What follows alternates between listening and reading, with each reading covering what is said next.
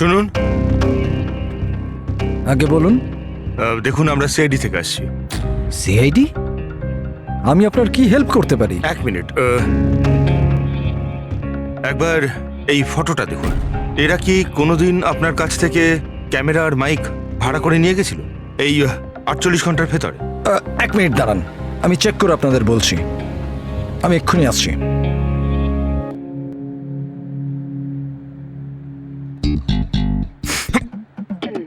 কি হয়েছে? আরে ধরিস না, খারাপ আরে হয়ে যাবে। কিচ্ছু হবে না। আরে ওগুলো তো দেওয়ালে এমনি টাঙানো রয়েছে। কি ফ্রেডি স্যার? আগে হ্যাঁ, এ করণ আর পামেলা, এরা 48 ঘন্টা আগে আমাদের এখান থেকেই মাইক আর ক্যামেরা ভাড়া করেছিল।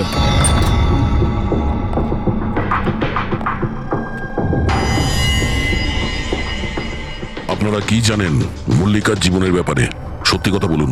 স্যার, আমি আর আমার স্ত্রী থিয়েটার অ্যাক্টার্স। শায়লা আসলে আমাদের ফিনান্সিয়ালি অনেক উপকার করেছে। তো হি ইজ রাইট স্যার। আসলে আমাদের বলা হয়েছিল যে মল্লিকাকে অদ্ভুত অদ্ভুত প্রশ্ন করতে। আমরা তো শুধু ওটাই করেছি। বিশ্বাস করুন, আমরা এটা ছাড়া আর কিচ্ছু জানি না। প্লিজ আমাদের ওপর বিশ্বাস করুন। হেই, শায়লা এরকম কেন করবে? এমন কিছু তো আছে মল্লিকার গত জীবনের ব্যাপারে যে ওই মেয়েটা জানে আর আমাদের কাছে লুকোচ্ছে।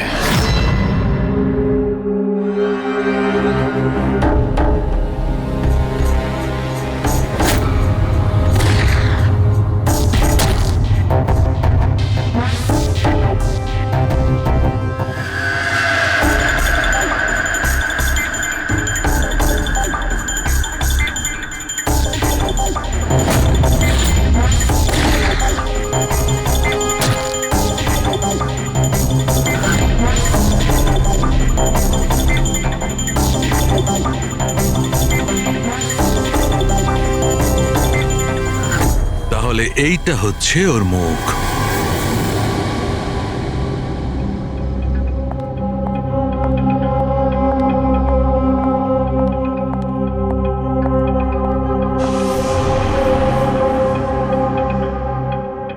আপনারা এখানে?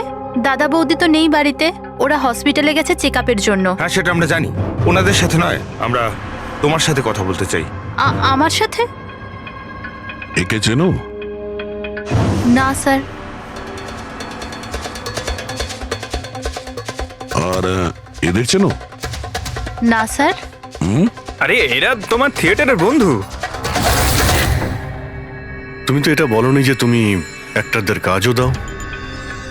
এই পার্টিতে তুমি ওদের ডেকেছিলে না, মল্লিকাকে ভয় দেখাতে আর উল্টোপাল্টা প্রশ্ন করার জন্য? এবার তাড়াতাড়ি বলে দাও, এসব তুমি কেন করেছিলে? কি জানো তুমি মল্লিকার ব্যাপারে? হ্যাঁ, ওর আগের জীবনের ব্যাপারে? আর সেই লোকটার ব্যাপারেও যার মৃত্যু তোমাদের বাড়িতে হয়েছে। আমি কিচ্ছু জানি না। মানে বলতে চাইছি, আমি মল্লিকার ব্যাপারে কিচ্ছু জানি না। আমি তো শুধু অতটুকুই জানি যতটা আমাকে ওই লোকটা বলেছিল, যার মুখটা পোড়া। তুমি ওই লোকটাকে চেনো? হ্যাঁ স্যার, যেদিন ওই লোকটা মল্লিকাকে হুমকি দিয়েছিল আমি ওখানেই ছিলাম।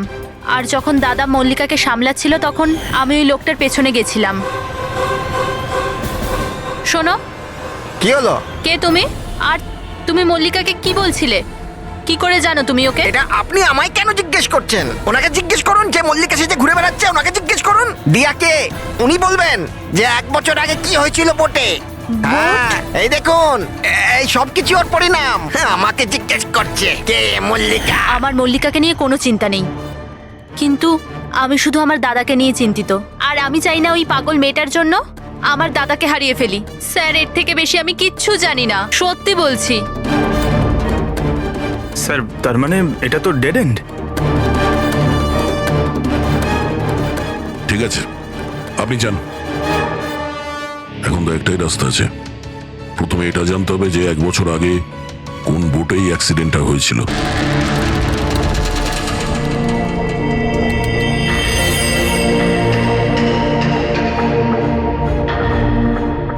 এমন যতগুলো কেস হয়েছে সব কটা দেখো 10 মাস থেকে 1 বছরের মধ্যে। এই সময় বেদান্তর সঙ্গে মল্লিকার দেখা হয়েছিল হসপিটালে। ওকে? Yes sir. একবার যদি বোটে ব্লাস্টের ব্যাপারটা পরিষ্কার হয়ে যায় তাহলেই তদন্ত এগোনো যাবে। স্যার হ্যাঁ, পেয়ে গেছি। এই দেখুন, 2016 নভেম্বরে একটা বোট ব্লাস্ট হয়েছিল কেরালায়। স্যার ওই বোটে 4 জন ছিল, হাজব্যান্ড ওয়াইফ, ওনাদের মেয়ে দিয়া, আর ওই বোটের মাঝি। বম ব্লাস্টের জন্য স্যার সবাই মারা গেছিল, শুধু ওই মাঝি ছাড়া। স্যার, এ তো মল্লিকা। মল্লিকা, দিয়া, এর ফ্যামিলি তার কে কে আছে? স্যার মাথুর ফ্যামিলিতে 4 জন মেম্বার, হাজব্যান্ড ওয়াইফ, ওদের মেয়ে দিয়া, আর ওর ভাই রতন। 1 মিনিট স্যার, এই যে এটা ওর ফটো, রতনের। এটা তো সেই লোকটা যার মৃত্যুটা গুলি লেগে হয়েছে বেদান্তর বাড়িতে। কিন্তু স্যার, গুলিটা মারলো কে? এখন এই সব প্রশ্নের উত্তর কেরালাতে গেলেই জানতে পারা যাবে।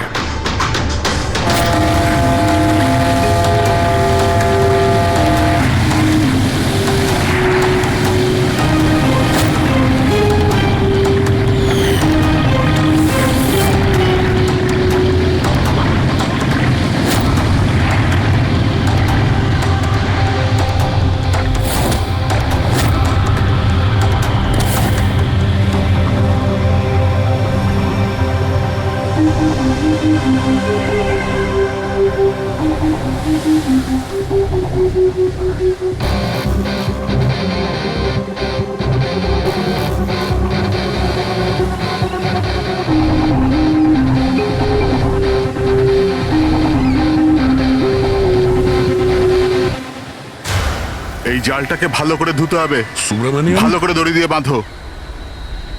আগে আপনি সুব্রমণিয়াম? হ্যাঁ, সিআইডি, মুম্বাই। 1 বছর আগে ডিসেম্বর 2016-তে আপনার বোটে ব্লাস্ট হয়েছিল, সেই ব্যাপারে জানতে এসেছি। তাতে একজন পুরুষ আর একজন মহিলা মারা গেছিল, আর ওর মেয়েটা হারিয়ে যায়। আপনার বোটের মাঝিও তো ছিল ওতে। মাঝি? হ্যাঁ, আপনার বোটের মাঝি তো ওই বোটেই ছিল। হ্যাঁ স্যার, মাঝিও ছিল। প্রচুর লোকসান হয়ে গিয়েছিল আমার। 3 জন লোকের ফ্যামিলি এসেছিল, ভাড়া নিয়েছিল আমার নৌকোটাকে। ওদের ওই আইল্যান্ডে যাওয়ার কথা ছিল, নিজের বাংলোতে। স্যার, হঠাৎ ব্লাস্ট হয়ে গেল, সব শেষ। আমার নৌকোটাও, আমার মাঝিটাও, ও বেচারাও খুব কষ্ট পেয়েছিল। অর্ধেক মুখ জ্বলে গিয়েছিল ওর। আচ্ছা, এই কান্তকে এখন কোথায় পাওয়া যাবে? এখন বলতে পারবো না স্যার, আমি জানি না ও কোথায় থাকে এখন।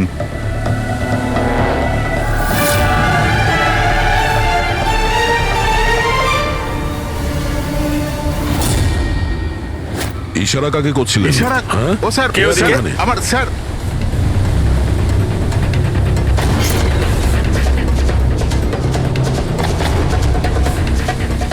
এই, এই, এই, দাঁড়া।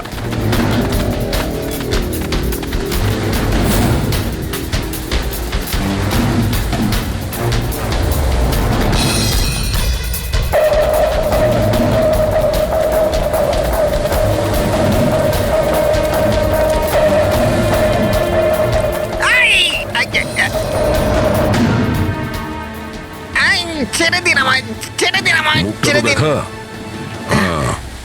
তুমি, হ্যাঁ, তুমি মল্লিকাকে মারতে চেয়েছিলে, হ্যাঁ, আর রতনকে মারার জন্য বেদান্ত ম্যানসনে ঢুকে গেছিলে, তাই তো? এই আবার যাবো। আর ওখান থেকে পালিয়ে এখানে চলে এসছো লুকানোর জন্য? না কেন করেছো তুমি এটা, বলো? না না স্যার, আমি কাউকে খুন করিনি। আমি লুকোনোর জন্য পালাচ্ছি না, আমার প্রাণ বাঁচানোর জন্য পালাচ্ছিলাম। আচ্ছা, রতন মরে যাওয়ার পর আমাকে এখানে আসতেই হলো। আপনারা এখনো বুঝতে পারলেন না? ওই মল্লিকা পুরোপুরি পাগল। ও মল্লিকা বিপদে নেই, দিয়া নিজেই বিপদ। কি বাজে কথা বলছো? হ্যাঁ, ওই বেচারি তো অসুস্থ, আর তুমি ওকে সবসময় বিরক্ত করছিলে। না স্যার, ওই মেয়েটা আপনাদের বোকা বানাচ্ছে। বোটে কি হয়েছিল আমি আপনাকে জানাচ্ছি। ওই দিন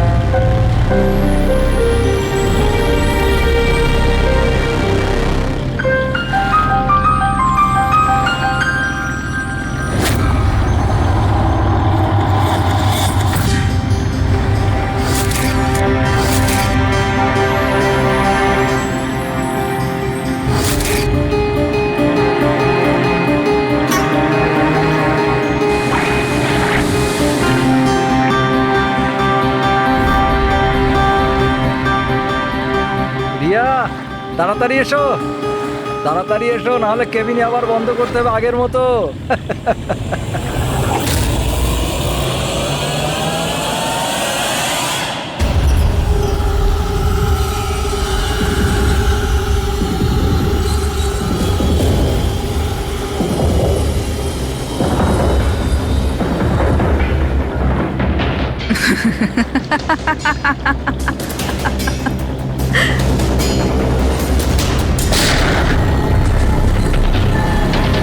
এটা আপনি কি করলেন? নিজের বাবা মাকে মেরে ফেললেন। দিয়া ম্যাডাম, এটা আপনি কি করলেন?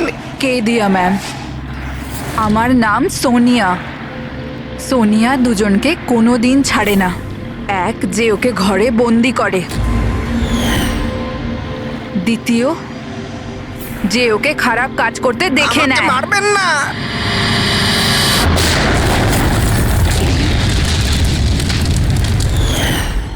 আমি তো বেঁচে গেলাম, কিন্তু বোটটা জ্বলে যাওয়ায় আমার মুখটাই জ্বলে গেল। তারপর আমি রতনের সাথে দেখা করতে যাই, যে এই বোটের বুকিং করেছিল। ও বলল কাউকে এটা বলতে না, যে একটা বড় দুর্ঘটনায় ওদের পুরো ফ্যামিলিটাই শেষ হয়ে গেছে। খুব বড় লোক ওরা, অনেক বদনাম হবে ওদের, এই জন্য বলিনি আমি। কিন্তু এটা কার জন্য হলো? ওই মাথুর বাবুর মেয়ে দিয়া, ওর পাগলামির জন্য। পাগলামো? হ্যাঁ, দিয়া, যাকে আপনারা মল্লিকা ভাবেন না, ওর দ্বিতীয় রূপ সোনিয়া। ওর ভেতরে একটা ভয়ঙ্কর পাগল খুনি বাস করছে। স্যার তার মানে স্প্লিট পার্সোনালিটি? যদি এ সত্যি কথাই বলে, তাহলে তো আমাদের আগে এটা জানতে হবে যে দিয়ার ভেতরে সোনিয়া ও রতনের খুন করেছে কিনা। আর যদি করে থাকে, তাহলে দিয়ার ভেতরে সোনিয়াকে যে কোনোভাবেই জাগাতে হবে।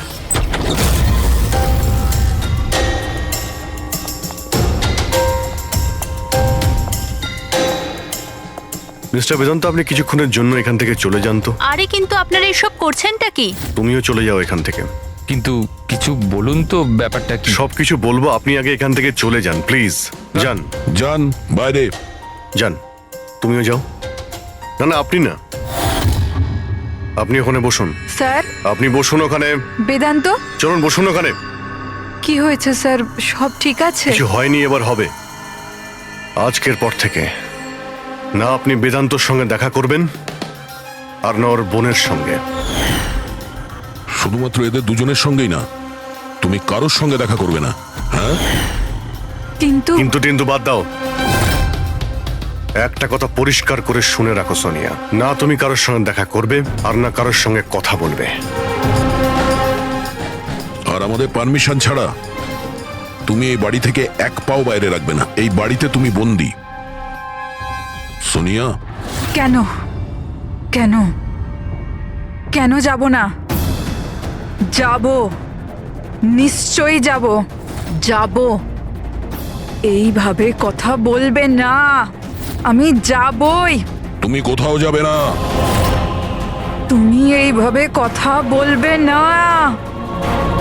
বাইরে যাওয়া তো দূরের কথা, এই জলটা এখানে রাখা রইল। আমাদের পারমিশন ছাড়া তুমি এই জলটাও খেতে পারবো না, বুঝেছো?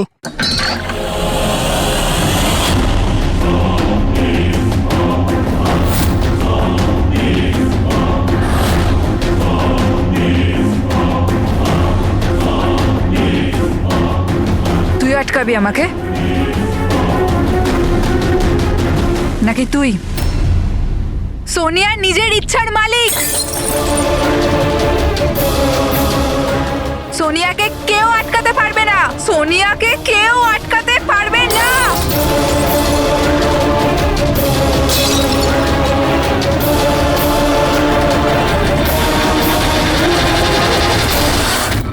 কাউকে ছাড়বো না, কাউকে ছাড়বো না আমি। ছাড়ো, ছাড়ো, ছাড়ো। এদিকে চুপ করে বসো। না,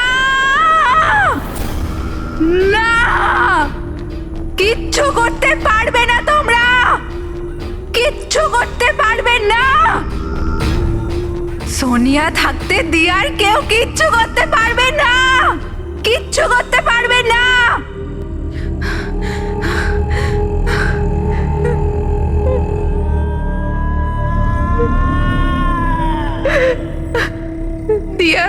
বাবা এরকমই করেছিল।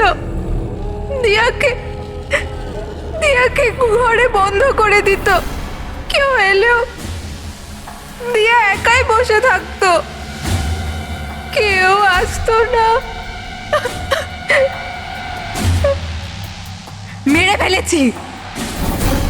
মেরে ফেলেছি আমি দিয়ার বাবা মাকে। তোমাদেরও মেরে দেব, তোমাদের সবাইকে মেরে দেব। কে তুমি? তোমার আসল পরিচয় কি?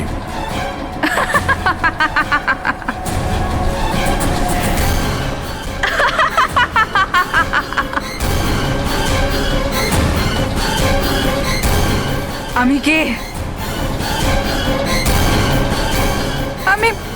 আমি দিয়া, আমাকে বাঁচাও। আমি দিয়া, প্লিজ আমাকে বাঁচাও, প্লিজ। রতনকে তুমিই মেরেছো না? হ্যাঁ, যাতেও বেদান্ত আর শায়লাকে তোমার আসল পরিচয় না দেয়, তাই তো? এটা কি বলছেন স্যার? রতন এখানে এসেছিল? রতনের ডেথ কি এই বাড়িতেই হয়েছিল? আমার বাড়িতে রতনের ডেথ হয়েছে? ভালো হয়েছে, খুব বিরক্ত করতো আমাকেও। যদি আমি ওকে গুলি মারতে পারতাম কত মজা হতো। সবাই মরে যেত আমারই হাতে, তোমাদের সবাইকে আমি মেরে ফেলবো।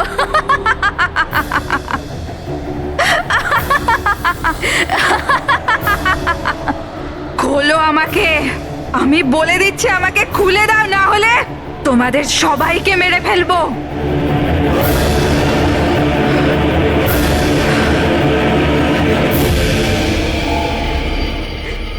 ছেড়ে দাও না দিয়াকে, প্লিজ প্লিজ আমায় ছেড়ে দাও। আমি কিচ্ছু জানি না।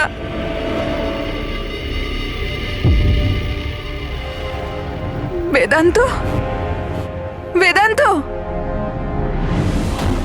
বেদান্ত, তুমি কোথায় গেলে? বেদান্ত কোথায়? প্লিজ আমাকে এখান থেকে নিয়ে যাও। খুলে দাও, খুলে দাও আমাকে।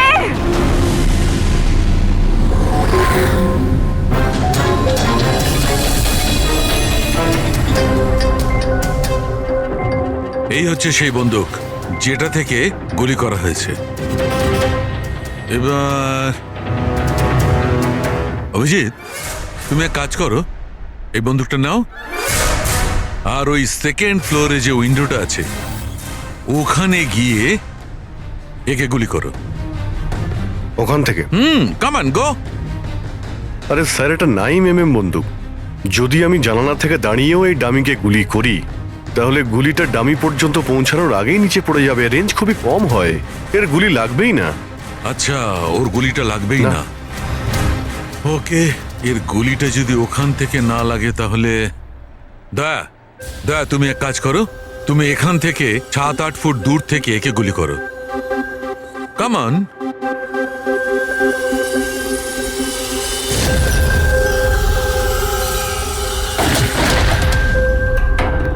আপনি প্রমাণ কি করতে চাইছেন ডক্টর সালুকে? দয়া এটাই যে মল্লিকা বিপজ্জনক হতে পারে, খুনিও হতে পারে, কিন্তু ও নিজের ভাই রতনকে মারেনি। কি বেসিসে তুমি এটা বললে? আমি বলছি, দয়া, যখন তুমি একে গুলি মেরেছো, এই গুলিটা সিধে এখানে গিয়ে লেগেছে, এর খুলিতে নিচের দিকে। হ্যাঁ, যদি এই গুলিটা সেকেন্ড ফ্লোর থেকে ছোঁড়া হতো তাহলে অভিজিৎ যেমন বলেছে ওই গুলিটা এখানে এসে পৌঁছতোই না, নিচে পড়ে যেত। আর মনে করো যদি ওটা খুব পাওয়ারফুল গান হয়, গুলি একে লেগেও যায়, তাহলে গুলিটা এর ওপর থেকে নিচের দিকে লাগতো, কারণ গুলিটা এইভাবে আসতো এই ওপর থেকে নিচের দিকে। কিন্তু আমি যে ক্ষতটা পেয়েছি ওটা একদম সিধে গেছে, সিধে। সেই জন্য মল্লিকা এই গুলিটা চালায়নি। স্যার, কিন্তু যদি মল্লিকা গুলি না চালায় তাহলে কে চালালো? এই গুলিটা যেই চালিয়ে থাকুক ও এখানেই ছিল, এই গ্রাউন্ড ফ্লোরে, এরই আশেপাশে। তার মানে স্যার, ও পার্টিতে উপস্থিত ছিল। আর যখন পার্টিতে ছিল তাহলে পার্টির জামা কাপড় পরেছিল। আর যদিও গুলি চালিয়েই থাকে তাহলে ওর কাপড়ে গান পাউডারও থাকবে। কারেক্ট। বেদান্তর বন্ধু মল্লিকা আর ওর ননদ আর ওই যে দুজন নকল রিপোর্টার ছিল না, ওদের সবার ড্রেস নিয়ে আসো, ওদের না জানিয়ে।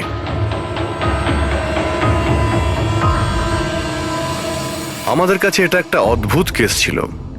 শুরুতে আমরা বুঝতেই পারছিলাম না যে খুনি আসলে কে, কিন্তু কথায় আছে না, সত্য কোনোদিনও গোপন থাকে না। ও মল্লিকাকে হুমকি দিয়েছিল, ভয় দেখিয়েছিল, এটা সত্যি।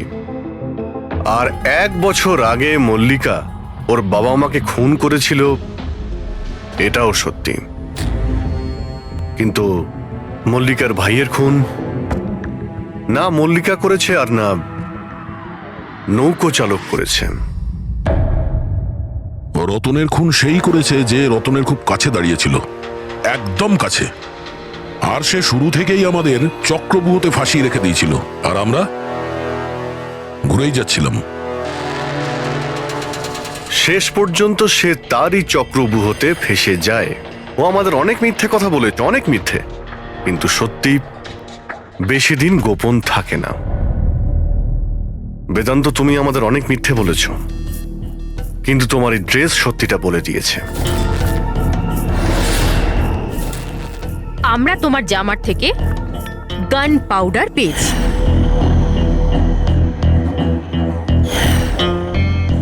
আমি রতনকে গুলি মেরেছিলাম। রিসেপশনের একদিন আগে ওর একটা ফোন এসেছিল, আর ও রিসেপশনের দিনও এখানে এসেছিল। আমি ওর সাথে একা দেখা করতে গেলাম, কি সব উল্টোপাল্টা কথা বলছিল যে মল্লিকার মাথার ঠিক নেই, ওর নাকি ডিসঅ্যাসোসিয়েটিভ ডিসঅর্ডার আছে, স্প্লিট পার্সোনালিটি, জানি না আরো কি সব বলছিল মল্লিকাই নাকি ওর মা বাবাকে মেরেছে, আর ও আমাকেও নাকি মেরে দেবে। খুব রাগ হয়েছিল ওর ওপরে। যখন আমি ওর কথা না শুনে ওকে এখান থেকে বেরিয়ে যেতে বললাম, তো আমাকে ধমকি দিল যে ও নাকি পুলিশে গিয়ে সব কিছু বলে দেবে। ও তো ভয় পাচ্ছিল যাতে মল্লিকা না ওর খুন করে দেয়। তারপরে খুব অদ্ভুত কথা বলছিল যে মল্লিকা পাগল হয়ে গেছে, জোরে জোরে চিল্লাতে শুরু করে দিল। বলছিল যে মল্লিকাকে ঘরের ভেতর আটকে রাখো, না হলে সবাইকে মেরে দেবে। আমি ওর কথা শুনলাম না, আর ওকে বললাম যে ও যেন ওখানেই দাঁড়ায়।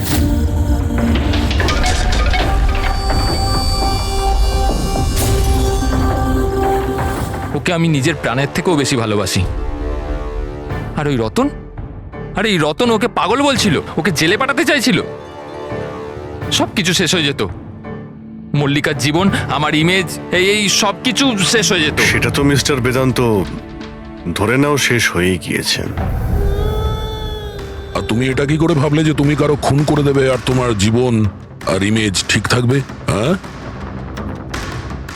মল্লিকা ওরফে দিয়া এই অপরাধ অজান্তে করেছে, সজ্ঞানে করেনি। কিন্তু তুমি সবকিছু জেনে এই অপরাধ করেছ। সেই জন্য মল্লিকা যাবে অ্যাসাইলামে, আর তুমি যাবে গরাদের ভিতরে।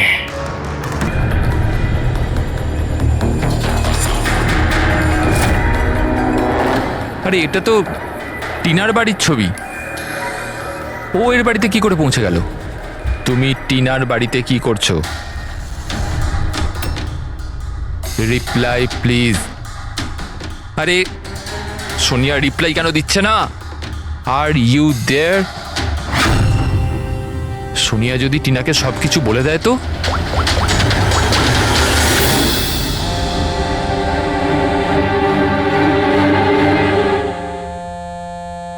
আরে টিনা, আনসার দ্য ফোন। এই ফোন কেন ধরছে না?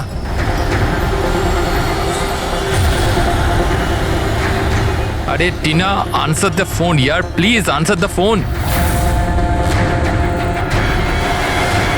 আরে ট্রাফিক, এখনই ট্রাফিক হওয়াচ্ছিল।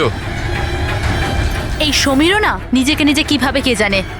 ও কি মনে করে আমি ওকে ছাড়া এনজয় করতে পারবো না? করব। যে মুভিটা ওর সাথে দেখবো ভেবেছিলাম সেটা একা দেখবো।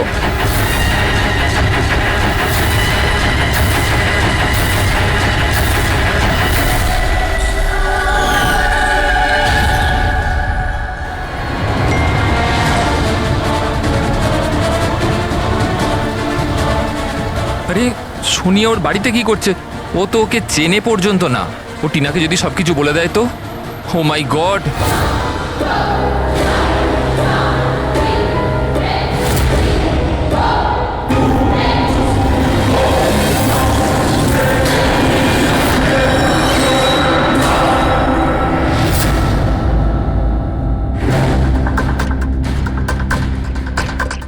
সমীরের 8টা মিস কল? আচ্ছা, আমাকে বোঝানোর জন্য কল করছে হয়তো, কিন্তু আমিও অত সহজে গলবো না, আর একটু জ্বালাই ওকে। হ্যালো টিনা। কি হলো, নতুন গার্লফ্রেন্ড পেলে না তো আমাকে আবার ফোন করলে? থ্যাংক গড, তুমি ঠিক আছো তো? তুমি ফোন ধরছো না কেন? কখন থেকে ট্রাই করছি। তোমার কি মনে হয় তুমি আমার সাথে দেখা করতে আসোনি বলে আমি সুইসাইড করে নেবো? টিনা, এটা ইয়ার কি করার সময় নয় এখন। আমার কথাটা মন দিয়ে শোনো, তুমি এক্ষুনি নিজের বাড়ির বাইরে বেরো, এক্ষুনি। কি হয়েছে সমীর? আরে টিনা, তুমি আমার কথা কেন শুনছো না? তুমি ঘরের বাইরে বেরো, তোমার ঘরে কেউ একজন আছে। কি সমীর, কি?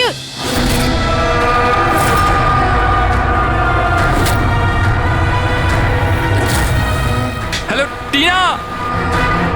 কে ওখানে? কে ওখানে? কে?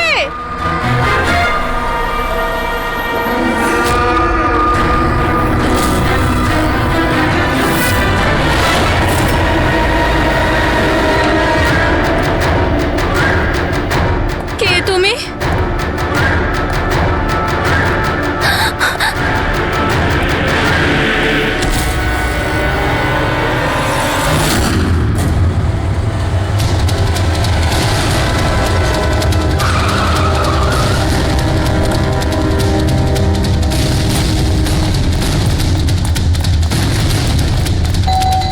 টিনা, দরজা খোলো। টিনা, টিনা, টিনা, এই দরজা কেন খুলছে না? টিনা।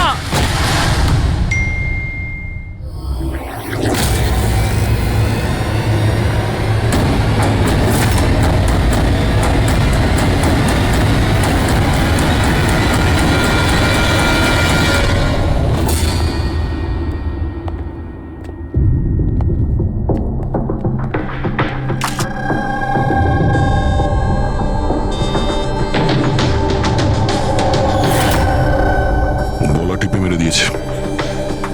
এই পায়ে আঘাতের চিহ্ন, কি হয়েছিল কি এখানে? আমরা দুজন তো দুদিনের জন্য বাইরে গেছিলাম, কিন্তু আমরা কি করে জানবো যে এমন ঘটনা ঘটে যাবে? প্লিজ ম্যাম, আপনি প্লিজ নিজেকে সামলান। আচ্ছা, আপনাদের কাউকে সন্দেহ হয়? জানি না, ওর তো কারুর সাথেই কোনো ঝামেলা ছিল না, ও তো সবাইকার সাথে মিলেমিশে থাকতো।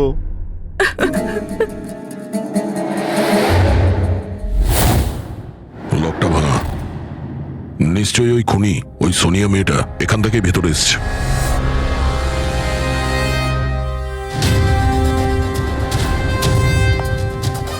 সমীর, একটা কথা বলো তো,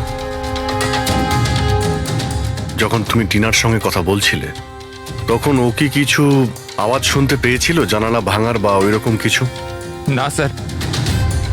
তার মানে হলো সোনিয়া আগে থেকে এখানে এসে বসেছিল আর টিনার অপেক্ষায় ছিল। আচ্ছা, তুমি সোনিয়ার সঙ্গে প্রথমবার কোথায় দেখা করেছিলে? আগে তো আমরা কোনোদিনও দেখা করিনি, কাল প্রথমবার দেখা করার কথা ছিল স্যার। অ্যাকচুয়ালি এখনো অবধি শুধু ফোনেই চ্যাটিং করেছি আমরা। ওর নাম্বারটা কি? স্যার, নাম্বার তো নেই স্যার। স্যার আসলে একটা অ্যাপ আছে, চিটচ্যাট অ্যাপ স্যার, ওখানে অচেনা লোক একে অপরের সাথে কথা বলতে পারে স্যার। ওখানেই সোনিয়া কিছুদিন আগে আমাকে ফ্রেন্ড রিকোয়েস্ট পাঠিয়েছিল স্যার। আচ্ছা, কি কথা হয়েছিল তোমার ওর সাথে?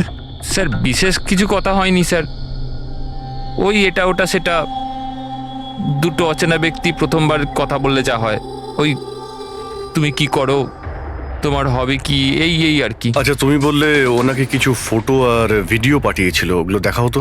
স্যার ফটো তো নেই, ওসব তো ডিলিট হয়ে গেছে। কি সমস্ত ফটো ডিলিট করে দিয়েছো? ওই মার্ডারের ফটোটাও? কেন করেছো তুমি এগুলো?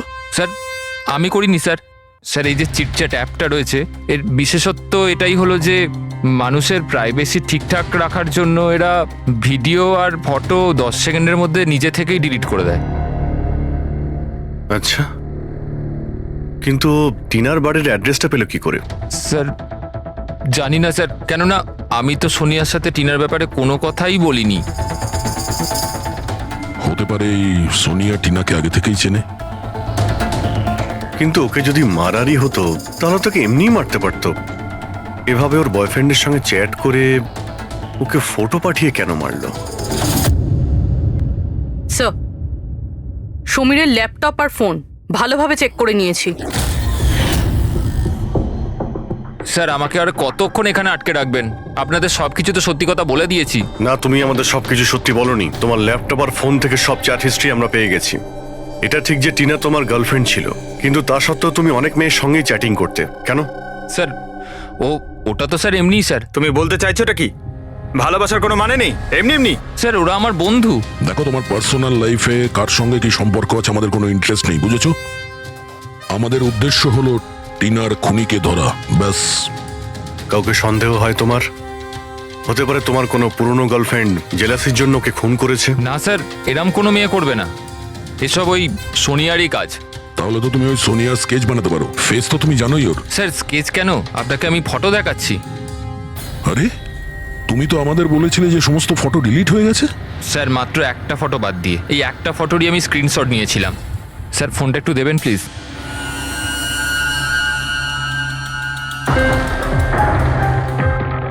স্যার এই দেখুন।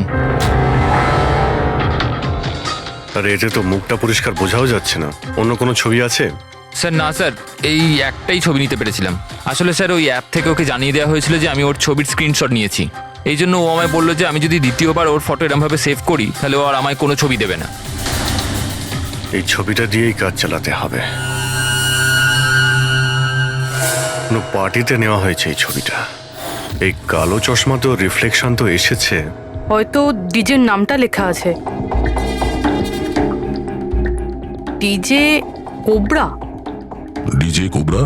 এ তো খুব পপুলার ডিজে, দেশে বিদেশে প্রচুর শো করে এরা। ঠিক আছে, এটা খোঁজ নিতে হবে যে ও লাস্ট শো কবে আর কোথায় করেছে। ডিজে কুবরার একটা অনুষ্ঠান ছিল আমাদের ক্লাবে 2 সপ্তাহ আগে। তো এই ইভেন্টে কি যে কেউ আসতে পারতো টিকিট নিয়ে? না স্যার, এই অনুষ্ঠানটা স্ট্রিক্টলি অন ইনভাইটেশন ছিল, কিছু বিশেষ লোকেদের জন্য। বিশেষ লোক? এই বিশেষ লোকেরা কারা? স্যার প্রায় 100 জনের গেস্ট লিস্ট আছে, ওনারাই ছিলেন শুধু। এই মেয়েটা ছিল ওই পার্টিতে? সরি, এত লোক ছিল, তার মধ্যে কোনো মুখ মনে নেই, কিন্তু সমস্ত গেস্টের পুরো ডিটেলস আছে আমার কাছে। ফটো আছে? হ্যাঁ স্যার, ফটো আছে তো। গুড, ওই লিস্টটা আমাদের চাই।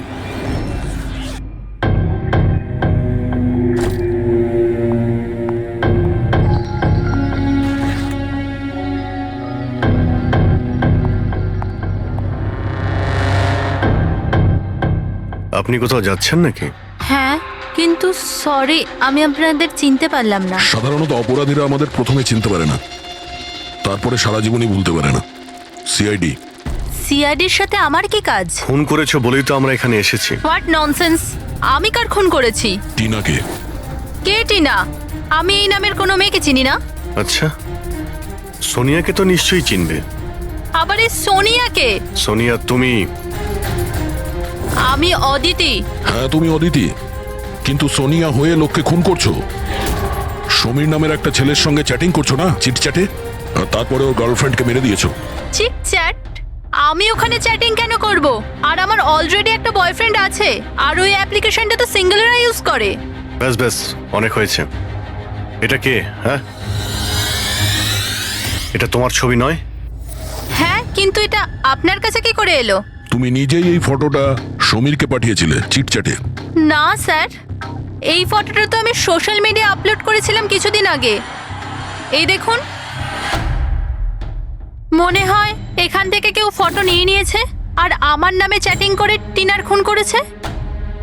তোমার অ্যাকাউন্টটা তো প্রাইভেট, তোমার বন্ধুরা ছাড়া তো তোমার এই ছবিটা আর কেউ দেখতে পাবে না। যদি কেউ আমার অ্যাকাউন্ট হ্যাক করে থাকে? আচ্ছা, সব জানতে পারা যাবে। খুনি হয় তুমি, নাহলে সোশ্যাল মিডিয়াতে তোমার যে এতগুলো ফ্রেন্ড আছে ওদের মধ্যে কেউ। যাই হোক, যদি তুমি সত্যি কথা বলো তো আশা করছি এরপর থেকে তুমি সাবধান হবে ইন্টারনেটে নিজের ছবি আপলোড করার আগে। Yes sir.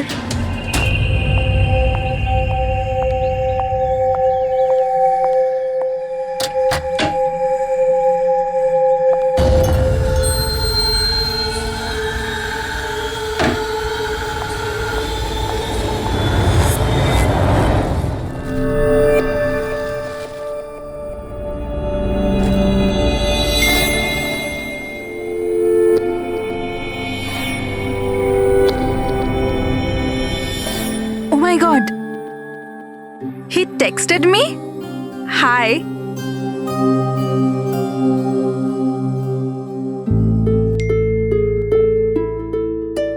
I'm good. How are you?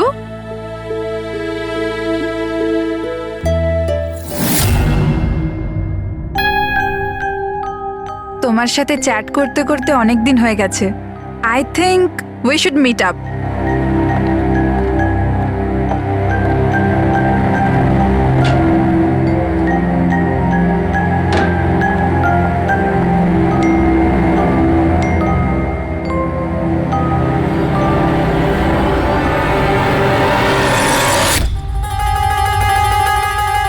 Oh my God!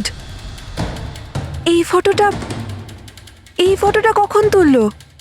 আর ও আমার বাড়ির অ্যাড্রেস কি করে জানলো? তুমি আমার বাড়ির অ্যাড্রেস কি করে পেলে? আর তুমি আমার বাড়িতে কি করছিলে?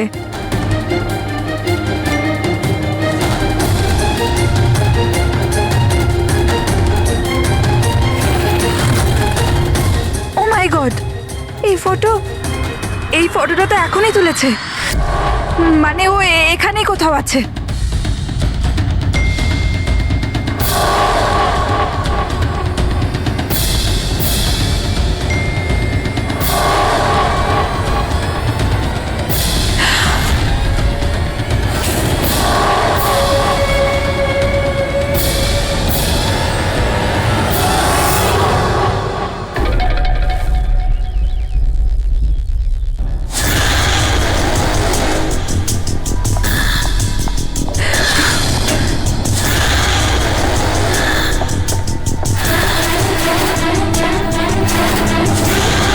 আমি এখানে।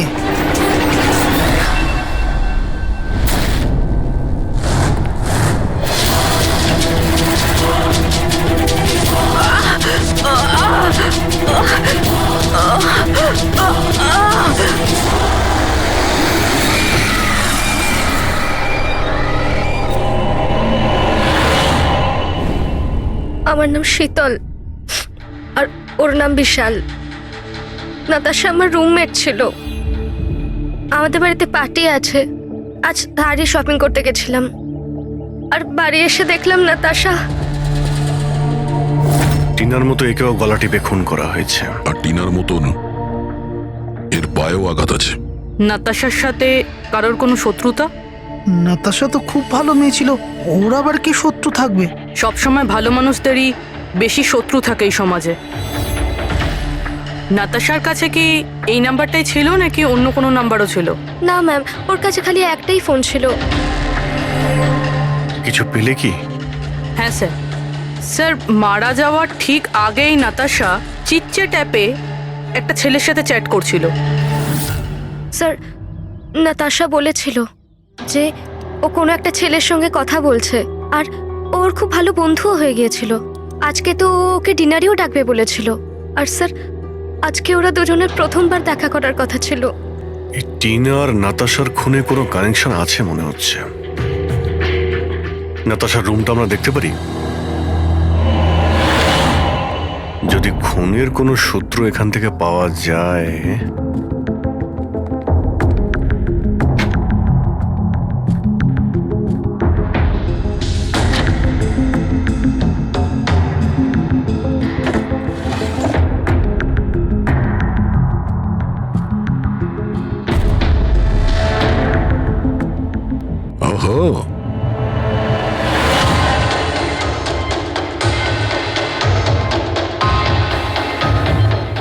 নাতাশার ফটো সমীরের সাথে।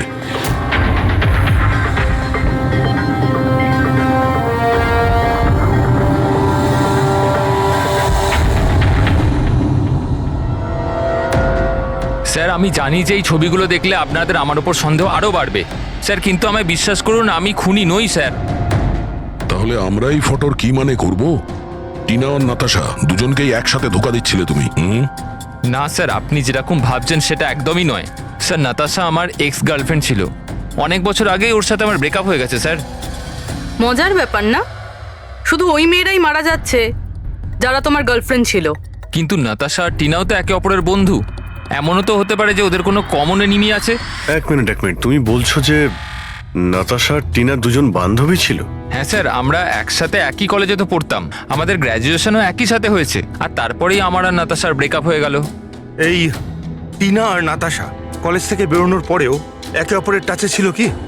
জানি না স্যার, হয়তো না, কারণ টিনা কখনো আমাকে এরম বলেনি যে ও নাতাশার সাথে কথা বলে কিনা।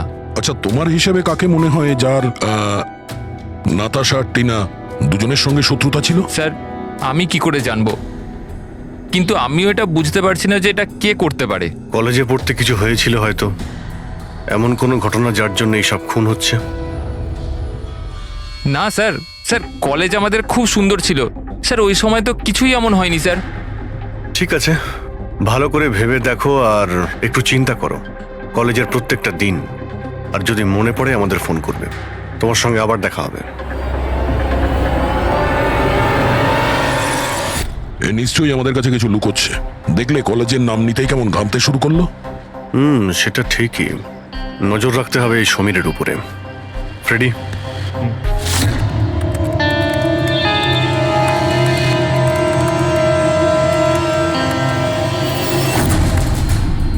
হ্যাঁ পঙ্কজ, ট্যাপ করছো তো সমীরের ফোন? হ্যাঁ স্যার, কিন্তু বিশেষ কিছু জানতে পারিনি। শুনতে থাকো, প্রত্যেকটা কল ট্র্যাক করো, কখনো না কখনো নিজের অতীতের কলেজের পাতাগুলো নিশ্চয়ই খুলবে। ফ্রেডি ওইদিকে নজর রাখছে সমীরের উপরে, ও ফলো করছে সমীর কোথায় কোথায় যাচ্ছে। স্যার, ওর কোনো কলেজের বন্ধুর সঙ্গে কথা বলছে। স্পিকার দাও, স্পিকারে। হ্যালো চেতন। হ্যাঁ সমীর, এতদিন পর মনে পড়লো, কি ব্যাপার? চেতন, মনে হয় তুই খবরের কাগজ পড়িস না, নাতাশা আর টিনার খুন হয়েছে। কি? কিন্তু কি করে, আর কে খুন করলো? তুই কি বুঝতে পারছিস না যে খুনটা কে করতে পারে? ভুলে গেছিস 4 বছর আগে নাতাশার বার্থডে বাড়িতে কি হয়েছিল? ও নো ইয়ার, যদি সেই খুনি হয় তাহলে তো এরপর তো আমাদের পালা। জানি না ভাই, এবার করবো তো কি করব। সিআইডির লোকেরাও এসেছিল জিজ্ঞাসাবাদের জন্য। তুই কিছু বলিসনি তো? না ভাই।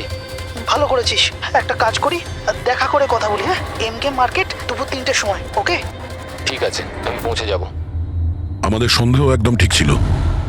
এই সমীরের কলেজের সময় নিশ্চয়ই এমন কিছু ঘটেছিল যে কারণে কলেজের নাম শুনতেই ওর মুখটা কেমন ফ্যাকাশে হয়ে গেল। এরা দুজন নাতাশার বার্থডে পার্টির কথা বলছিল না?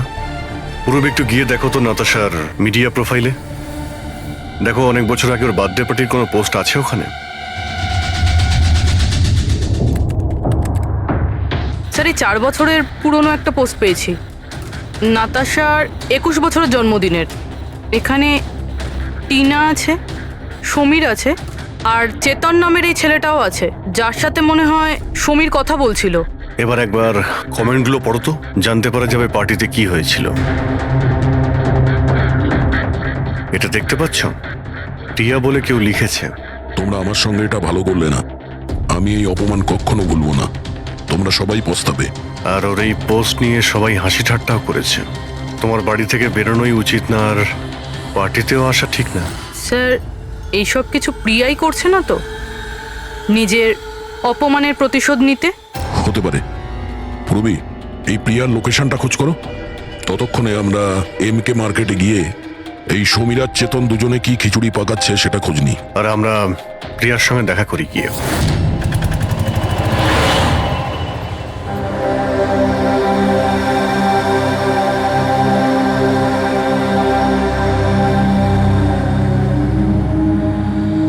হাই চেতন। হাই সমীর, কেমন আছিস? আরে এসব কি হয়ে গেল? দুটো খুন। ভাই আমি নিজেই কিছু বুঝতে পারছি না, নিজেই ঘাবড়ে রয়েছি। ঘাবড়ে তো আমরাও যাচ্ছি। দুটো খুন হয়েছে, তাও আবার এমন মেয়েদের যারা একই কলেজে পড়তো। স্যার আপনারা এখানে? স্যার এটা আমার বন্ধু চেতন। স্যার অ্যাকচুয়ালি আমাদের একসাথে একটা মুভি দেখবার কথা। মুভি তো আমরাও দেখতে এসেছি, সেই মুভি যেটা 4 বছর আগে রিলিজ হয়েছিল নাতাশার বার্থডে পার্টিতে। কিছু মনে আছে না সেটাও মনে করাবো? হ্যাঁ,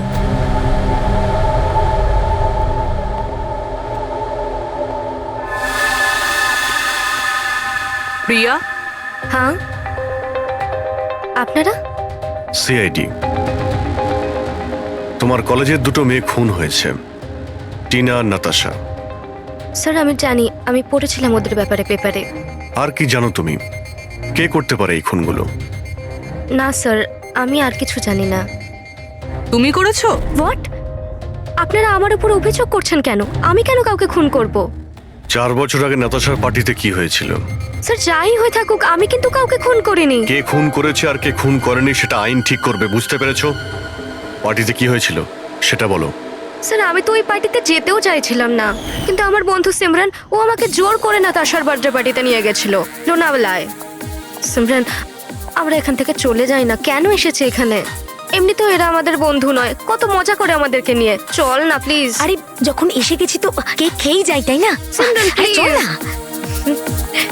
enjoy yourself. Hi Natasha. Oh, hi Simran. Happy birthday. Thank you so much, yeah. So good to see you. Happy birthday Natasha. Thank you. আচ্ছা বলো, কি খাবে? কোল্ড ড্রিঙ্ক নাকি কিছু অন্য? না না, soft drinks. Sameer, ya come here. Ya tell me. এর জন্য কোল্ড ড্রিঙ্ক নিয়ে এসো না please. Okay, and what about you? আমার মতই। শিওর, ওকে। সিমরান, আজ তো তোকে খুব হট লাগছে। আরে আমাদের সিমরান তো এমনিতেই সুন্দর লাগে সব সময়। কি আমি তো এমনি এমনি পরে নিয়েছি এটা। তুই থাম না। আরে সিমরান, চল আমি তোকে একজনের সাথে মিট করাই। কার সাথে? ওই দেখ, আবিরের সাথে। ইয়েস, চল চল। আমি কি করে? আরে চল না, চল। আবির তোর জন্য ওয়েট করছে ভেতরে। একটা কথা বল, আবিরকে তোর ভালো লাগে না? না না, আমি লজ্জা কেন পাচ্ছিস? তুই জানিস সমীর আমাকে বলেছে যে আবির অলসো লাভস ইউ। ইয়া, সত্যি? হ্যাঁ। সিমরান, চল না এখান থেকে, অনেক লেট হয়ে গেছে, কিছুই আমার এখানে ভাল লাগছে না। আরে প্রিয়া দাঁড়া না, কত মজা করছি এখানে আমি। আরে চল না। এ লিসেন, তুমি গেলে যাও, ও যাবে না। তুই থাকতে চাইলে থাক, আমি যাচ্ছি। তারপর আমি ওখান থেকে একাই চলে আসি। তারপর ওখানে কি হয়েছিল আমি কিছুই জানি না, কিন্তু স্যার রাতে সিমরান ফোন করেছিল আমাকে।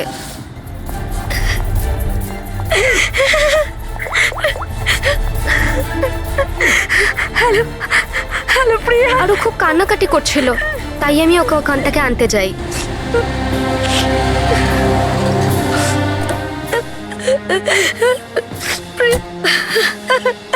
প্রিয়া, কি হয়েছে সিমরান? তুই কাঁদছিস কেন? আরে কিছু তো বল।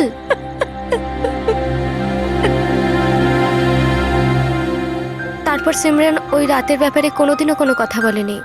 ওখানে কি হয়েছিল, কেন কাঁদছিল, কিচ্ছু জানি না। ওর শরীরও খুব খারাপ হয়ে গিয়েছিল স্যার। স্যার আসলে ওই রাতে সিমরান অনেক বেশি মদ খেয়েছিল, আর স্যার তারপরেও আবিরের কাছে গেছিল ওকে প্রপোজ করতে। আমি তোমার মতো সুন্দর মেয়ে আজ পর্যন্ত দেখিনি রুবি। মন চাইছে তোমার চোখে ডুবে যাই। আমি 1 মিনিট। আবির, আমার তোমাকে কিছু বলার আছে। দেখো, আমি তোমাকে খুব পছন্দ করি, তুমিও আমাকে পছন্দ করো। চলো আমরা বিয়ে করে নিই। আরে তুমি পাগল হয়েছো নাকি? আর তোমাকে কে বললো আমি তোমাকে পছন্দ করি? আরে তোমাকে ভালোবাসা তো দূর, তোমাকে বন্ধুর যোগ্য বলেই মনে করি না। So please. তুমি আমাকে বন্ধুর যোগ্য বলেও মনে করো না তো? দেখে নিও, একদিন না তোমাকে এইভাবে ভালোবাসা কেউ ঠকাবে, আর তখন তুমি বুঝতে পারবে যে ভালোবাসার যন্ত্রণা কি। ভালোবাসার কষ্ট। উফ, তোর মনে হয় না যে তুই একটু বেশি হিন্দি ফিল্ম দেখিস? এই সব কিছু তোমার জন্য হয়েছে, সব তোমার জন্য হয়েছে। তুমি আমায় মিথ্যা বলেছো, লিভ যে আবির আমাকে পছন্দ করে, আর আমাকে এখানে নিয়ে এনেছো। আমাকে অপমান করার জন্য লিখেছিলে না? Simran, behave yourself. ছাড়ো। নিয়ে যাও এই অসভ্য মেয়েটাকে এখান থেকে। আমি অসভ্য? অসভ্য তো তোমরা সবাই। আমি কাউকে ছাড়বো না, সবাইকে দেখে নেবো আমি, মনে রাখো। আর স্যার তারপরে অবভিয়াসলি আমরা সবাই হাসছিলাম। তাই ওর কলেজ চেঞ্জ করে নেয়।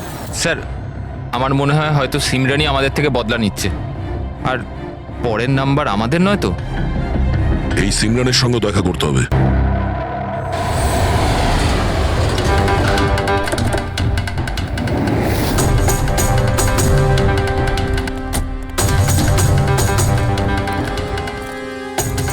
স্যার এটাই ওই সিমরানের বাড়ি।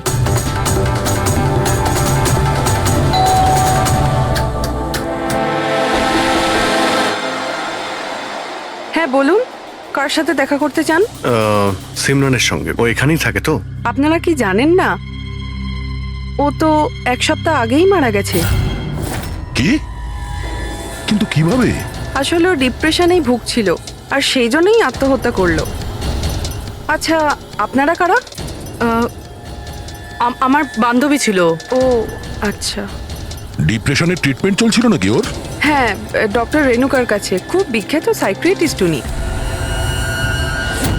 গত 3 বছর ধরে সিমরান আমার কাছেই আসছিল, কিন্তু আফসোস ও অবশেষে হেরিয়ে গেল। ও একটি অনাথ শিশু ছিল। ও জীবনে শুধুই ভালোবাসা চেয়েছিল, কিন্তু আরবের ওই দুর্ঘটনার পর ও ওই ব্যাপারটাকে সামলে উঠতে পারলো না। ও আপনাকে কিছু বলেছিল যে কি হয়েছিল আরবের সঙ্গে ওই পার্টিতে? সিমরান পুরোটা ডিটেলে আমাকে বলেছিল। আমি যাচ্ছি। প্রিয়ার পার্টি থেকে বেরিয়ে যাবার পর ওরা সবাই সিমরানের ড্রিঙ্কে একটা নেশার ওষুধ মিশিয়েছিল, আর তারপর ওরা ওর সাথে খুব খারাপ একটা মজা করেছিল। Your drink. Thank you. তাড়াতাড়ি খা, তারপর ভিতরে যেতে হবে। চল চল চল চল না, ভিতরে যা, আবির তোর জন্য ওয়েট করছে। গো।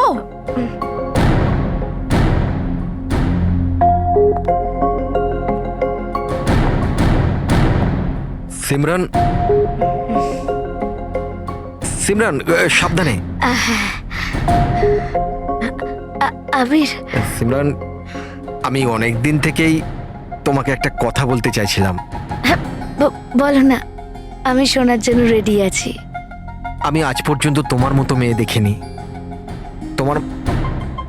তোমার মধ্যে একটা অন্য ব্যাপার আছে। তুমি জানো তোমার মধ্যে আমার কি ভালো লাগে? কি? তোমার চোখ, তোমার চুল, আর সব থেকে বেশি তোমার এই মিষ্টি মুখটা। সত্যি? তুমি কি দেখতে পাও আমার চোখের মধ্যে? তোমার চোখ ঝিলের থেকেও আরো গভীর। রিয়েলি? হ্যাঁ।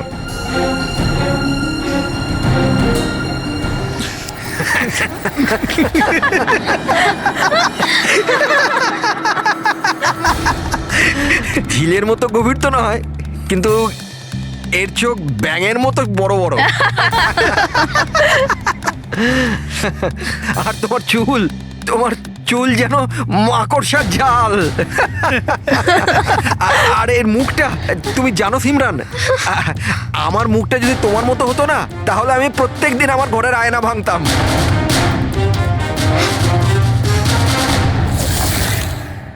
ব্যাপারটা যদি এখানেই থেমে যেত, তাহলে হয়তো সিমরানের এতটা খারাপ লাগতো না। কিন্তু ওরা তো সবাই মিলে সিমরানের ক্ষতস্থানে নুন ছিটিয়ে দিল। যখন ও 2 দিন বাদে কলেজ গিয়েছিল। ব্যাঙের মতো চোখ আর মাকড়সার জালের মতো চুল।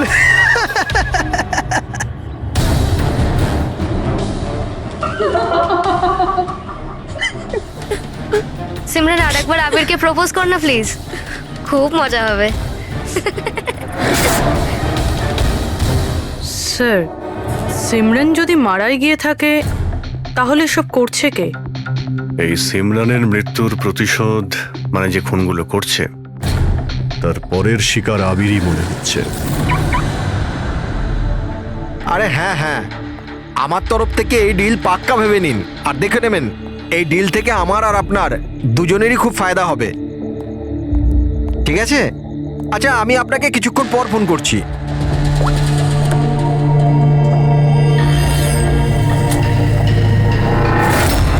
স্যার, আবিরকে প্লিজ বাঁচান, আমি ওকে ছাড়া বাঁচতে পারবো না। Please ma'am. দেখো, ওর কিছুই হবে না, তুমি প্লিজ নিজেকে সামলাও, প্লিজ। একটা কথা বলো তো, ওর সঙ্গে শেষবার কখন তোমার কথা হয়েছিল? কাল রাতে, যখন ও অফিস থেকে বেরোচ্ছিল। ও আমাকে বলল ব্যাস আধ ঘন্টার মধ্যে বাড়ি চলে আসবে, কিন্তু এলো না। ইনফ্যাক্ট তারপর থেকে ওর ফোন অফ বলছে। স্যার, ওই ছেলেটার গাড়ি পাওয়া গেছে। আর আবিরকে পাওয়া যায়নি? না স্যার, ওর গাড়ি বেবারিশ পড়েছিল বিচের পাশে একটা জনহীন রাস্তায়।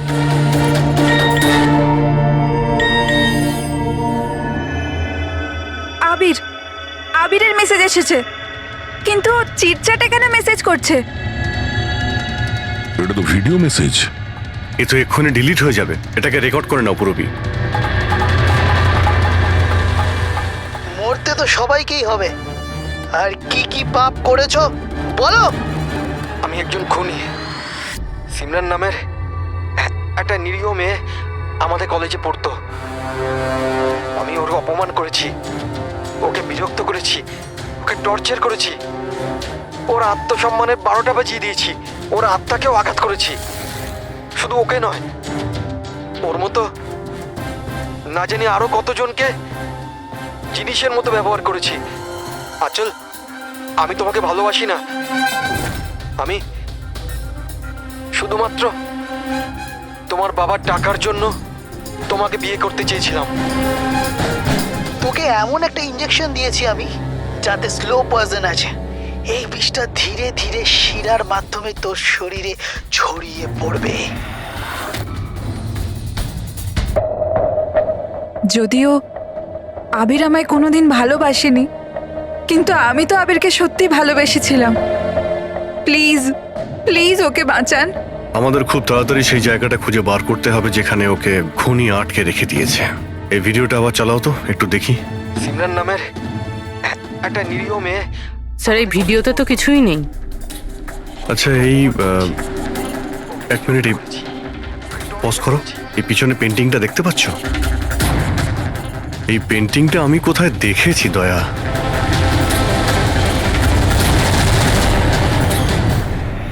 মনে পড়েছে, 1 মিনিট।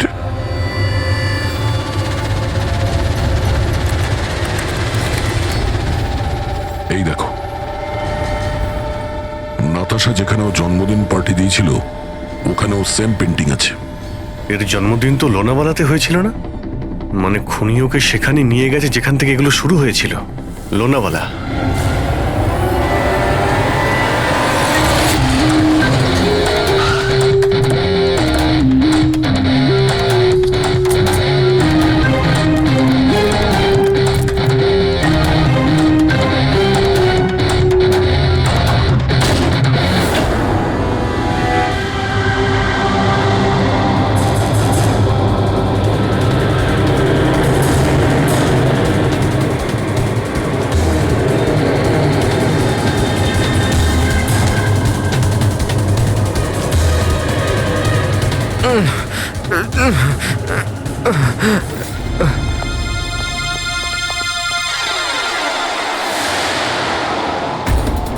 আরে শ্বাস এখনো চলছে, এক্ষুনি হসপিটাল নিয়ে যেতে হবে। পুরবি, অ্যাম্বুলেন্সে ফোন করো। স্যার। এই এই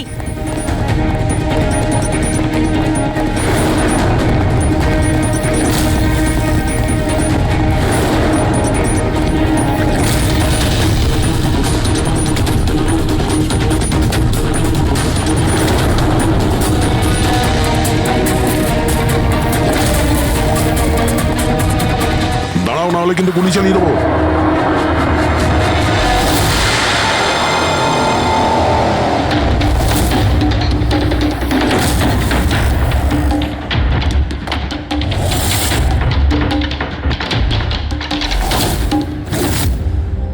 বিশাল, তুমি? এসব তুমি কেন করেছো? স্যার, সিমরানের সাথে প্রথমবার আমার ইন্টারনেটে আলাপ হয়। আমরা একে অপরকে খুব ভালোবাসতাম, কিন্তু ওর পুরনো ক্ষত ভুলতে পারছিল না। আমি অনেক চেষ্টা করেছিলাম ওর পুরনো ক্ষতয় মলম লাগানোর জন্য, কিন্তু ওর পুরনো ক্ষত এতটা গভীর ছিল, সেটাই ওকে শেষ করে দিল। তাই আত্মহত্যার পরে তুমি ওদের সবাইকে মারতে শুরু করলে, যাদের জন্য সিমরান আত্মহত্যা করেছিল। সিমরানকে মৃত্যুর মুখে ঠেলে দেওয়ার পরে ওরা তো ওদের জীবনে খুব আনন্দেই ছিল। এটা কোথাকার ন্যায় বিচার? এর জন্য আমি সিদ্ধান্ত নিলাম ওদের সবাইকে সাজা দেব আমি। সিমরানের সঙ্গে যা ঘটেছিল সেটা ঠিক নয়, ভুল ছিল। যেটা হয়েছে সেটা হওয়ার কথা ছিল না, কিন্তু তুমি যেটা করেছো ওটাও ভুল। আইন এবং মনুষ্যত্ব দুজনের নজরেই। ওদের সঙ্গে তোমার আর কি পার্থক্য রইল? ওরা একটা নিষ্পাপ মেয়ের জীবন ছিনিয়ে নিয়েছে আর তুমিও তাই করেছো। খুব কঠোর শাস্তি পাবে তুমি।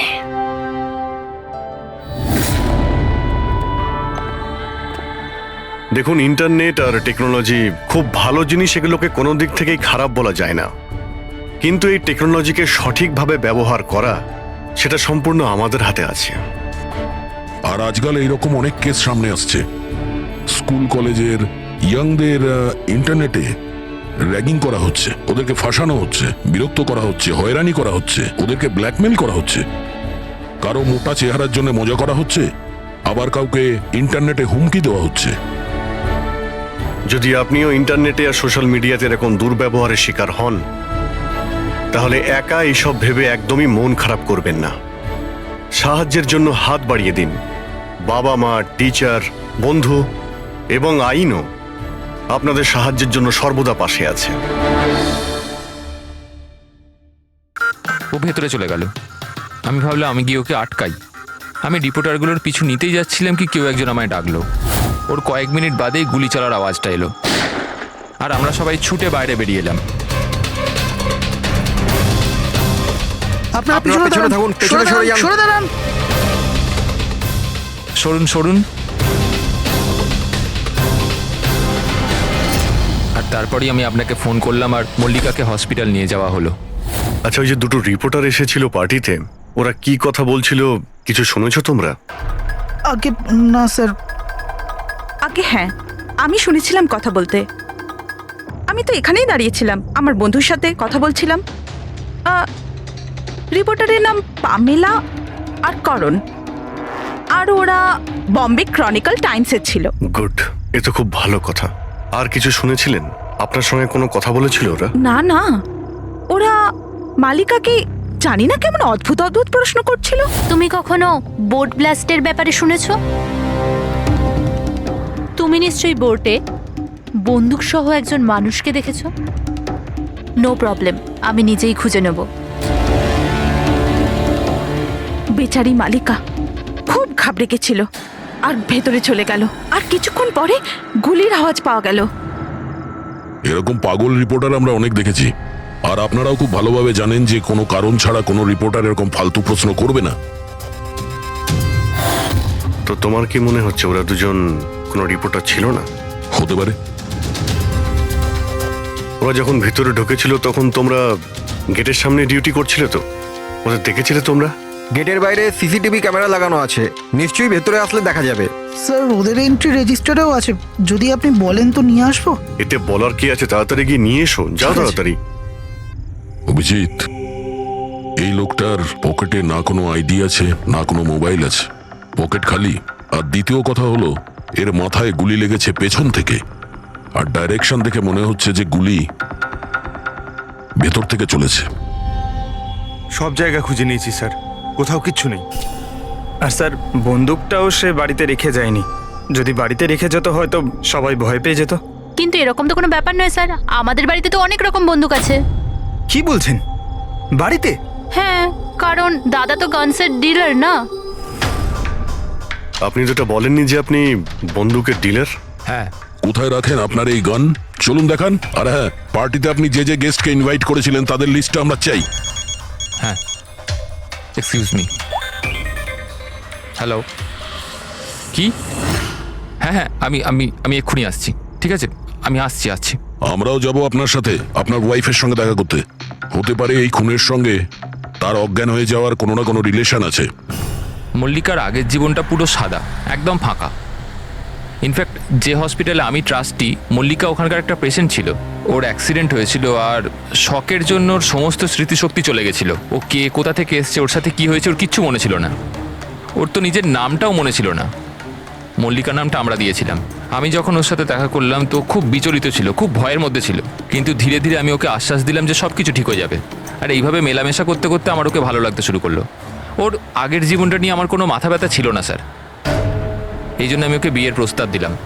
কিন্তু স্যার, যবে থেকে মল্লিকা আমার জীবনে এসছে, ওর জীবনটা বিপদের মধ্যে পড়ে গেছে। তার মানে কি বলতে চাইছেন আপনি? স্যার, আগের সপ্তাহে আমরা সিটি স্কোয়ার মলে গেছিলাম। বিয়ের প্রস্তুতি একদম জোর কদমে চলছিল।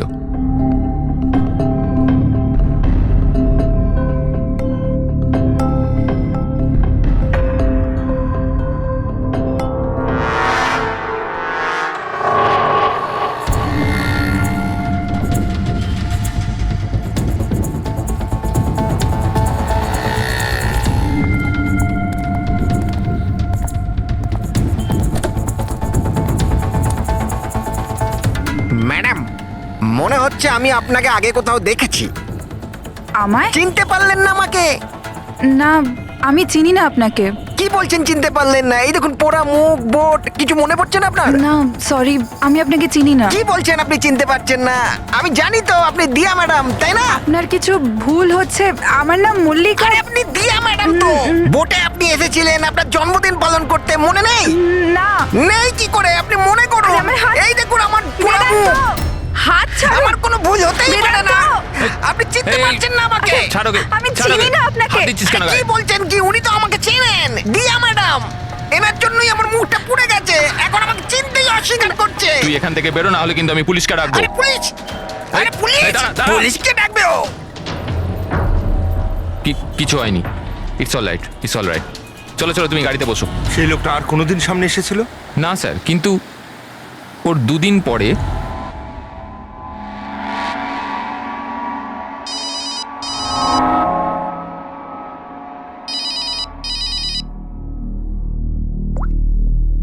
হ্যালো, কেমন আছো সোনিয়া? সোনিয়া? মনে হচ্ছে আপনার কোথাও ভুল হচ্ছে। এখানে সোনিয়া বলে কেউ থাকে না, রং নাম্বার। থাকে থাকে, আমি জানি। আমি ওর সাথেই তো কথা বলছি। আর খুব তাড়াতাড়ি আমি তোমার কাছে আসব, তোমার কাছে, তোমাকে মারার জন্য। বেদান্ত, তোমার এই ঘরে যে লোকটা মারা গেছে তার সঙ্গে এর নিশ্চয়ই কোনো সম্পর্ক আছে।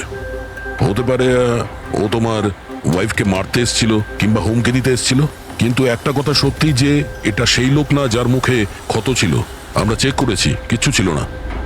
কিন্তু 100% কোনো না কোনো কানেকশন তো আছে।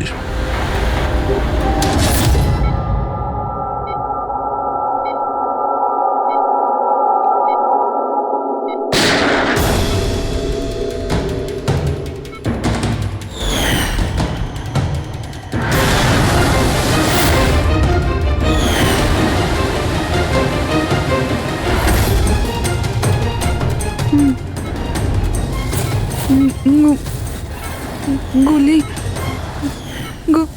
গুলি, না না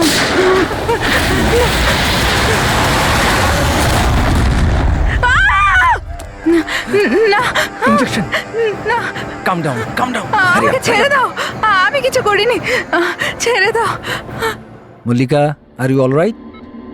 রিল্যাক্স, তুমি হসপিটালে আছো, একদম সেফ আছো। মল্লিকা, মল্লিকা, মল্লিকা কেমন আছো তুমি? হ্যাঁ, ও গড, কেমন, ঠিক আছো তো তুমি? ঠিক আছো? ডক্টর ইশান্ত, আপনি বলছিলেন যে বেদান্তকে, যে মল্লিকা একটু অস্থির হচ্ছিল, কিছু বিড়বিড় করছিল। কি হয়েছিল ওর? আসলে মল্লিকা যখন জ্ঞান ফিরল, খুব অদ্ভুত ধরনের কথা বলছিল। এরকম মনে হচ্ছিল যেন ও এখানে তো আছে, কিন্তু ওর মস্তিষ্ক অন্য কোথাও। মানেটা কি? এরকম মনে হচ্ছিল যেন ও কোনো পুরনো ঘটনার কথা মনে করছিল। ওর অবচেতন মন যেন ওই ঘটনাটাই দেখছে। মল্লিকা, দেখো, ঘাবড়িও না, কিচ্ছু হবে না তোমার। তুমি কি দেখেছো বলো, কি শুনেছো? গুলির আওয়াজে আমার চোখ খুললো। যখন আমি চোখ খুললাম তো আমি অদ্ভুত অদ্ভুত জিনিস দেখছিলাম। একটা বোট, আর আর আর একটা লোক, ওই লোকটার হাতে একটা বন্দুক ছিল, আর বন্দুকটা আমার দিকে তাক করে, আর আর ওই ব্লাস্ট হয়ে গেল, ওই ব্লাস্ট।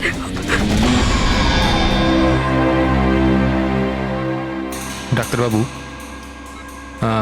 এমনটা তো নয় যে মেডিকেশনের জন্য ওর হ্যালুসিনেশন হচ্ছে, কারণ আমি কখনো ওকে কোনো বোটে নিয়েই যাইনি, তো জানি না, বুঝতে পারছি না তো আমি কিছু। ভালো হতে পারে যে তোমার সঙ্গে দেখা হওয়ার আগে কোনো বোটে গেছিল। হ্যাঁ, তবে তুমি তো বলেছিলে না যে তুমি যখন ওর সঙ্গে দেখা করেছিলে ওর আগের জীবনের কথা কিছু মনেই ছিল না? এক্স্যাক্টলি, এরকম মনে হচ্ছিল যেন ওর কোনো পুরনো ঘটনা বা ওর জীবনের কোনো মুহূর্ত ওর মস্তিষ্কে নাড়া দিচ্ছে। ডাক্তারবাবু, আপনি তাহলে বলতে চাইছেন যে এটাও মল্লিকার জীবনের গল্পের একটা অংশ? হতে পারে সেটা। আমাদের সাবকনসিয়াস মাইন্ড কখনো কখনো কোনো ঘটনাকে, ওর মেমোরিকে মনের মধ্যে আঁকড়ে ধরে রাখে, আর ওই ঘটনার সঙ্গে সম্পর্কিত কোনো ঘটনা বা জিনিস সামনে আসে, তাহলে ওই ঘটনাটা আবার পুনরায় মনে আসে। বেদান্ত, মনে হচ্ছে তোমার ভয় ঠিকই ছিল। মল্লিকার জীবনের ঝুঁকি আছে, ও ওই লোকটা যে তোমার বাড়িতে মারা গেছে ওই ষড়যন্ত্রের সঙ্গে যুক্ত আছে। কিন্তু এটা আপনি কিভাবে বলতে পারেন? সেই কারণেই তো করোনার পামেলা মল্লিকাকে উল্টোপাল্টা প্রশ্ন করছিল যে তুমি কখনো কোনো বোটে চেপেছো কিনা, কিংবা কোনো লোককে বন্দুক হাতে দেখেছো কিনা।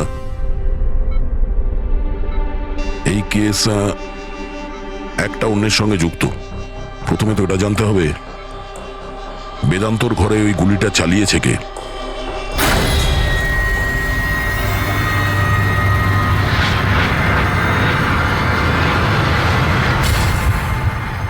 স্যার এগুলো লিগ্যাল ডকুমেন্ট আর লাইসেন্স সব আমাদের কাছে আছে। আচ্ছা, এখানে এই রুমে কারা কারা আসতে পারে? এখানে বেদান্ত স্যার, মল্লিকা বৌদি আর শায়লা ম্যাডাম ওনার বন্ধু আসতে পারে। অদ্ভুত তো, এখানে তো সবাই আসতে পারে। অনেকে এখানে আসতো, তার মানে তো যে কেউ বন্দুক নিয়ে এখান থেকে ইউজ করতে পারে। স্যার, হ্যাঁ স্যার, এরা দুজন রিপোর্টার সেজে এসেছিল, সিসিটিভি ফুটেজে ধরা পড়েছে। মিডিয়া অফিসগুলো থেকে খোঁজ নিয়ে জানতে পারলাম যে এরা কোনো অফিসেই কাজ করে না। নকল রিপোর্টার? ঠিক আছে, এদের ব্যাপারে খোঁজ নাও আর এখানকার সমস্ত বন্দুক বাজেয়াপ্ত করো।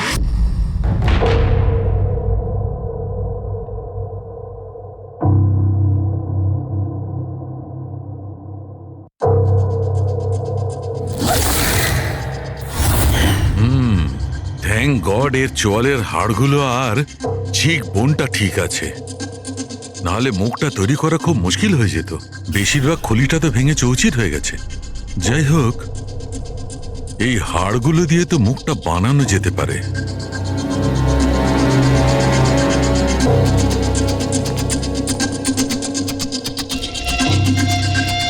এর মধ্যেই আছে সেই বন্দুকটা যেটা দিয়ে ওকে গুলি করা হয়েছে। জানতে হবে প্রথমে এর মুখটা তো আগে তৈরি করি।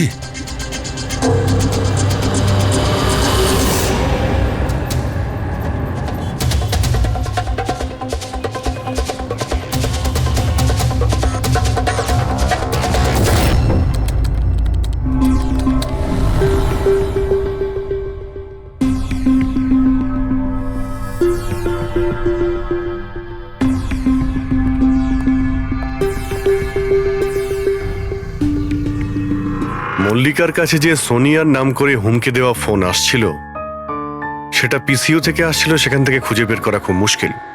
আর এই লোকটা মানে অর্ধেক পুড়ে যাওয়া লোকটা যে ওকে ভয় দেখাচ্ছিল, এর কোনো ক্রিমিনাল রেকর্ডও নেই।